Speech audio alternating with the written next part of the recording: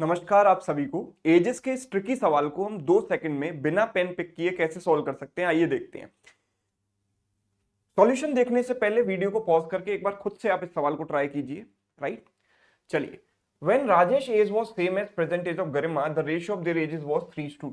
Right, तो जब राजेश की एज गरिमा की एज के बराबर थी तो गरिमा की जो प्रेजेंट एज है वो राजेश की एज कभी किसी जमाने में रही होगी, यानी कि राजेश जो है प्रेजेंट में गरिमा से बड़ा है ना, राजेश इज एल्डर।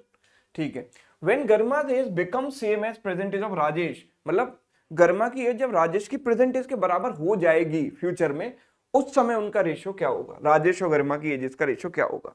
ठीक है, सिर्फ 1 सेकंड का खेल है और कुछ नहीं है। देखो 3 टेंसेस होते हैं, हमें पता है, past, present and future.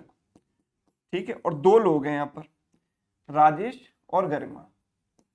Right, अब जरा ऐसे समझो इस चीज को, ये जो रेशियो है ना वो पास्ट में दिया गया है, बिकॉज देखो वॉज यूज किया गया ना, वॉज का मतलब पास्ट में, जब राजेश की एज गरिमा की प्रेजेंट एज की बराबर थी, है ना, तो उस समय इनका रेशियो क्या था, 3:2, है ना।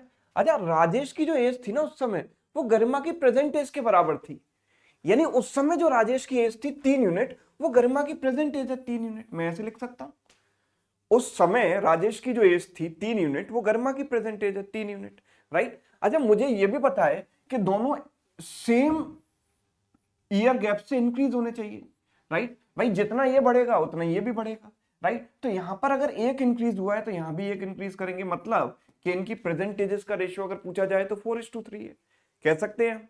अच्छा, अब मुझसे पूछा क्या है, जब गरिमा की एज राजेश की प्रेजेंट एज के बराबर हो जाएगी, तो राजेश की प्रेजेंट एज कितनी है, 4, तो गरिमा की एज भी कितनी हो जाएगी फ्यूचर में, 4।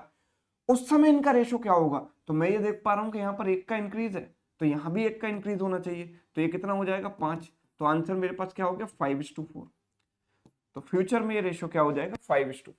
ये है सवाल को करने का रेशियो मेथड। ठीक है, उम्मीद कर रहा हूं समझ में आ गया होगा।